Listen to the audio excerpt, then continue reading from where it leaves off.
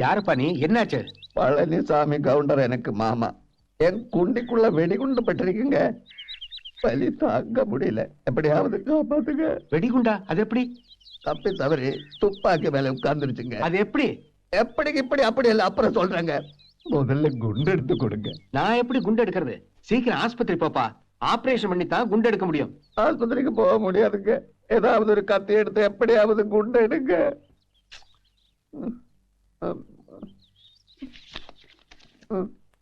இது வைங்க. എങ്ക പാக்கலாம். നമ്മുടെ സ്ഥലത്തിന്റെ അപ്പുറത്തുള്ള സ്ഥലമില്ലയോ? അതിന്റെ ഉടമസ്ഥനെ ഞാൻ ഇന്നലെ കുളിച്ചേച്ചും വരുമ്പോ കണ്ടു. ഉടമസ്ഥൻ ഒരു തമിഴൻ വടിവേലു. വടിവേലാണോ വേലുവടിയായോ എന്തോ. അയാള് പറഞ്ഞു ഇന്ന് വരെ ആ പരിസരത്ത് ഒരു പന്നി വന്നിട്ടില്ല.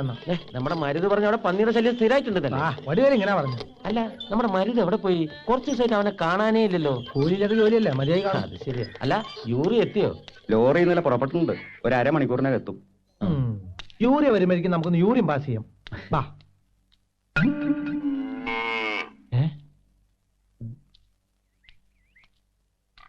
ആ കാക്കി ടൗസർ കണ്ടിട്ട് നല്ല പരിചയമുണ്ടല്ലോ. മരുതല്ലേ ഇത്? ആണോ? ഇവനിത് എന്ത് പറ്റി? അല്ല മെല്ലെ. എടാ നിക്കടാ.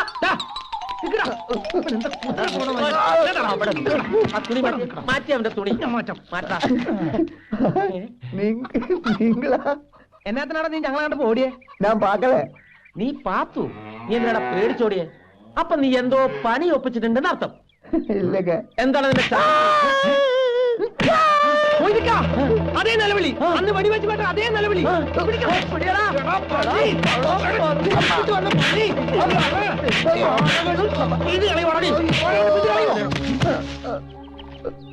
താണ്ടേ ഇവരാ നമ്മുടെ വാഴകൾ പിഴുതു കളഞ്ഞ കള്ള പന്നി.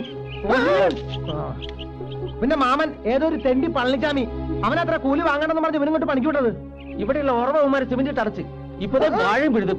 എടാ പൊന്ന പരട്ടെ, കൂടെ ഒന്ന് ചതിക്കായിരുന്നല്ലടാ. അപ്പൊ ഇവിടെ ഉറവുണ്ടായിരുന്നോ? ഉണ്ട് ചായ. ഞാൻ കാട്ടി കൊടുക്കറുங்க. ദയവ് ചെയ്ത് എന്നെ കൊല്ലാടുക.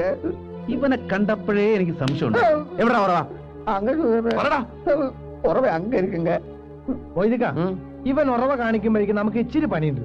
ഒന്നിങ്ങ് വന്നേ. എന്നടാ അതൊക്കെ വന്നിട്ട് പറയിച്ചായ.